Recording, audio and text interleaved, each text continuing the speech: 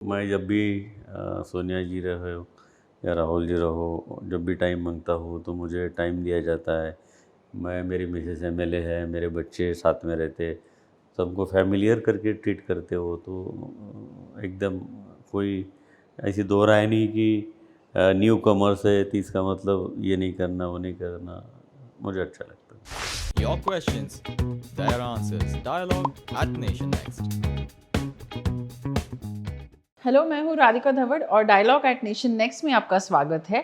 आज मेरे साथ महाराष्ट्र के इकलौते कांग्रेस एमपी सुरेश धानोरकर जुड़े हैं। Welcome sir. मुझे बताइए कि आप कांग्रेस के इकलौते ऐसे एमपी हैं महाराष्ट्र से, तो क्या लगता है आपको कि कौन सी ऐसी चीज़ें हैं जो आपके फेवर में गई है? क्योंकि आप हमेशा से कांग्रेस में नहीं थे, आप पहले शिवसेना में थे, आप उस वक्त पे आए जब एक मोदी वेव थी। भाजपा की रणनीति मुझे कभी पटी नहीं।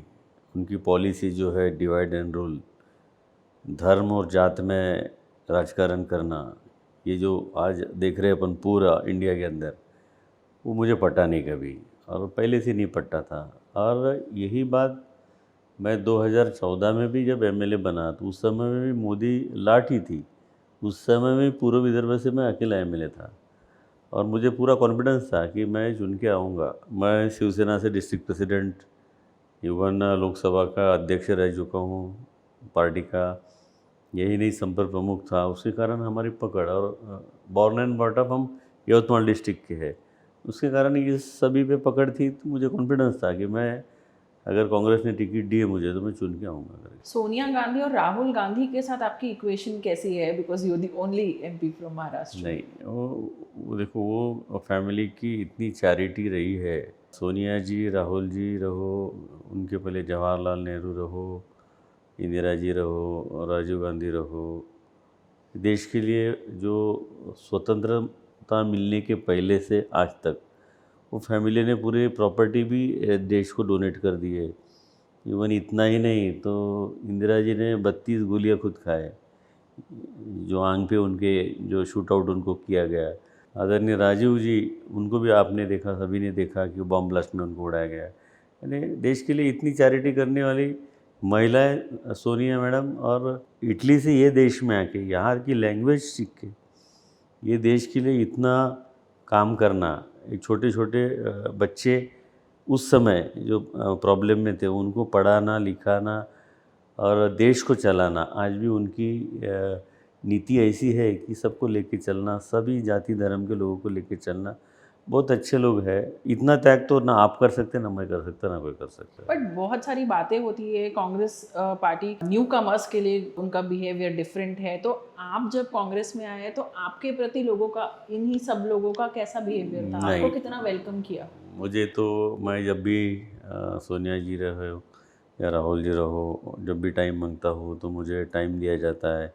मैं, मेरी मिसेस एमएलए है, मेरे बच्चे साथ में रहते, सबको फैमिलियर करके ट्रीट करते हो तो एकदम कोई ऐसी दो राय नहीं कि न्यू कमर्स है तो इसका मतलब ये नहीं करना वो नहीं करना, मुझे अच्छा लगता है। पार्टी इनसाइडर्स का कहना रहता है कि राहुल गांधी को बेसिकली एक फुल कंट्रोल चाहिए पार्टी का, बट वो कुछ नखरे दिखा रहे हैं। नहीं, देखो, राहुल जी करेंगे ऐसा नहीं, ऑपरेटिव अभी मैडम है तो राहुल जी भी, अभी देखा होगा आपने लेटेस्ट अभी ये सेशन में जो राहुल जी का स्पीच रहा, पूरे भारत देश के नहीं तो पूरे वर्ल्ड के लोगों ने उसको वाह वाह की कि सही में कि क्या क्या मुद्दे उन्होंने खड़े किए। तो बीजेपी तो नतमस्तक हो गई उनके सामने कि वो तो कुछ बोल ही नहीं पाए। उस पर रिप्लाई जो पीएम को देना था, एक्चुअली वो रिप्लाई नहीं दे पाए उस पर। पर ऐसा कहा जाता है कि ओल्ड गार्ड्स का जो डोमिनेंस है वो एक प्रॉब्लम नहीं है कांग्रेस पार्टी में, बल्कि राहुल गांधी ने जो न्यू गार्ड्स को साइडलाइन किया है, दैट इज द प्रॉब्लम। नहीं, ऐसा नहीं होता। देखो कैसा रहता है कि लोग पुराने आते रहते जाते रहते, इलेक्शन होते रहता आते रहता। ये कांग्रेस ये सत्ता के लिए नहीं आई है। कांग्रेस ये देश में भाईचारा और अच्छे रिलेशन, ये देश के डेवलपमेंट के लिए, इसके लिए है। सत्ता अगर हासिल करना है तो गांधी फैमिली के लिए कोई बड़ी बात नहीं है। क्योंकि क्या है, आपने देखा होगा कि बीजेपी में कितने लोग कौन से पार्टी से है। कोई शिवसेना से आने वाला है तो उसको लेने को तैयार, कोई कांग्रेस से आने वाला है उसको लेने को तैयार, कोई मनसे से आने वाला है तो उसको लेने को तैयार। आज मैं जब कांग्रेस में एंट्री किया तो मुझे ही कितने पापड़ बेलने पड़े। मेरी 2 बार टिकट कट गई। जब तक उनका फेथ नहीं था तब तक उन्होंने मुझे अलॉटमेंट नहीं किया। केवल 12 घंटे पहले मुझे टिकट दी गई। ये तो अभी देखो कैसा है, नया कैप्टन नई टीम वो तो रहेंगी और वो अपने हिसाब से काम करेंगे। प्रशांत किशोर की 600 पेजेस की प्रेजेंटेशन के बारे में काफ़ी बात हो रही है और ऐसा कहा जा रहा है कि पार्टी को किसी नॉन गांधी की ज़रूरत है जो कांग्रेस को पार्टी को हेड कर सके। ऑन दी अदर हैंड, क्या आपको लगता है कि राहुल गांधी और सोनिया गांधी के अलावा it should be actually Priyanka Gandhi जिन्होंने पार्टी की देख रेख करनी चाहिए? देखो, प्रियंका जी भी कैपेबल है, राहुल जी भी कैपेबल है, मैडम भी कैपेबल है। अभी मैडम की थोड़ी एज हो गई है, लगभग मेरे ख्याल से 78 ईयर्स ओल्ड है मैडम। पर राहुल जी कैपेबल है। मैं ये नहीं बोल सकता कि कोई दूसरा आदमी गांधी फैमिली के अलावा कोई कैपेबल रहेगा, नहीं कर सकता दूसरा कोई। तो प्रशांत किशोर किस हद तक आपको लगता है कि कांग्रेस को रिवाइव कर पाएंगे? नहीं, उन्होंने जो जो मीटिंगें चल रही है अभी कांग्रेस में आने की, उनकी जो एंट्री हो रही है, और प्रशांत किशोर उनका काम आपने देखा, सभी ने देखा है।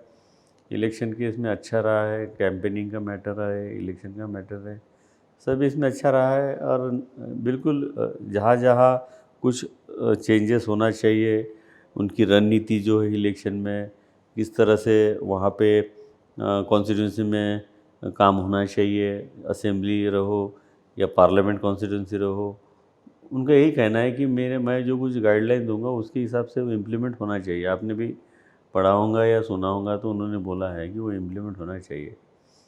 और अभी मैटर नहीं रहा पहले जैसा कि पंजा लो और खड़े हो जाओ, चुन के आओ, ऐसा नहीं रहा है। पर जो पॉलिसी है थोड़ा सी चेंज हो गई है, पर आज भी कांग्रेस सत्ता में आ सकती है, इसमें कोई दो राय नहीं है। विजय वडेट्टीवार के साथ आपकी दोस्ती हमेशा चर्चे में रही है, पर अब कहते हैं कि राइवलरी है, तो उस पर आप क्या कहेंगे? वडेट्टीवार जी और हम क्या शिवसेना में काम कर चुके हैं और दोनों हम डायनेमिक हैं, और अगर कहीं नहीं पटा तो हम मुँह पे बोल देते हैं। पर हमारा ऐसा कभी नहीं रहा कि पेपर के माध्यम से या मीडिया के माध्यम से हमने किसी पे कुछ उछाला होगा, ऐसा कभी नहीं रहा।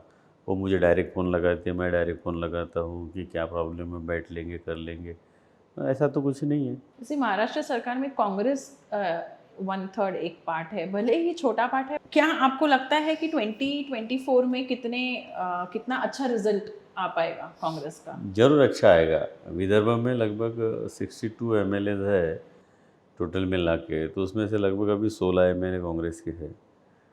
तो फ्यूचर में भी ये विदर्भ कांग्रेस को अच्छी तरह से यहाँ पे कांग्रेस के पीछे रह के कांग्रेस टॉप मोस्ट पार्टी करके आ जाएगी। 2024 में भी अभी एक नैरेटिव सेट हो चुका है कि आएगा तो मोदी ही। ये काफ़ी सालों से ये चला आ रहा है, तो कितना डिस्करेजिंग या डीमोरलाइजिंग है ये किसी पॉलिटिशियन के लिए? क्योंकि पैसा बहुत लगता है एक पॉलिटिशियन का इलेक्शन जीतने के लिए। अगर वो इलेक्शन हार जाते हैं तो 5 इयर्स का सेटबैक अलग वो एक है, तो कितना डिस्करेजिंग हो जाता है ये एट टाइम्स। नहीं आएगा तो मोदी जी बोले थे कि अभी 5 स्टेट के इलेक्शन हो गए। वो इलेक्शन में आपने भी देखा होगा कि जिनकी एज अबव 80 ईयर्स है, उनके घर पे जाके, या जो हैंडीकैप है, जो ब्लाइंड्स है, जो भी है फिज़िकली जिनको प्रॉब्लम्स है, उनके वोट घर से डाले गए। लगभग 7 टप्पे में इलेक्शन हुआ यूपी का। अभी ज़रूरत नहीं थी, पूरे देश में इलेक्शन नहीं है, यूपी में 7 इसमें तुम इलेक्शन कर रहे।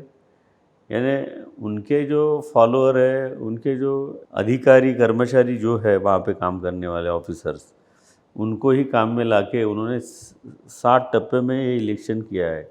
महाराष्ट्र में आपने देखा होगा विधानसभा लोकसभा 48 लोकसभा की है, विधानसभा की 288 सीट है, पूरा वन टाइम इलेक्शन होता है। और वहाँ पे 403 सीट पे 7 इसमें, और यहाँ पे 288 में एक बार में इलेक्शन होता है। आप एमपी है, तो आप पार्लियामेंट में जब भी आपका काम रहता है तो मोदी जी के साथ आप किस तरीके से आपका इंटरेक्शन होता है? कैसा है उनके साथ काम करना? कितने अप्रोचेबल है वो? नहीं, मैं मोदी जी को भी मिला, मैं अमित शाह को भी मिला, सभी को मैं मिलते रहता हूँ। निर्मला सीतारमण हो, कोई भी रहो, गडकरी साहब रहो। मेरा देखने का नज़रिया ऐसा नहीं है कि Modi ji as a BJP, मैं देखना चाहता हूँ कि मोदी जी एज अ भारत के पीएम हैं, उद्धव ठाकरे महाराष्ट्र के सीएम हैं, शिवसेना के नहीं हैं। तो ये पब्लिकली इन्होंने रहना चाहिए, पब्लिकली काम करना चाहिए, इस ढंग से मैं चाहता हूँ, उसी ढंग से होना चाहिए। मैं मोदी जी के पास भी गया, काफ़ी सारे मुद्दे लेके गया मेरे क्षेत्र से, काफ़ी सारे समस्या उनको बताई। अमित शाह जी के पास गया, उनको भी काफ़ी सारी समस्याएं बताई, और पर सबके पास दूसरे जाके पार्टी के बताया। लोगों के साथ उनकी बातचीत ऑफ कैमरा, आप लोगों की कैसी बातचीत होती है? फ्रेंडली इंटरेक्शन होता है? नहीं, फ्रेंडली है ना, वो ऐ नहीं समझते। मैं अभी राष्ट्रपति को भी मिल के आया, तो मुझे तो कैजुअली वो टाइम देते कि आधा आधा पौन पौन घंटा मुझे टाइम देते हैं। ऐसा नहीं कि बीजेपी के लोगों को ही टाइम देना, वो तो मुझे खुद लेके बैठ के समझ लेते क्या मैटर है क्या नहीं है। मैंने देखा कि मेरे साथ अच्छा रहा है।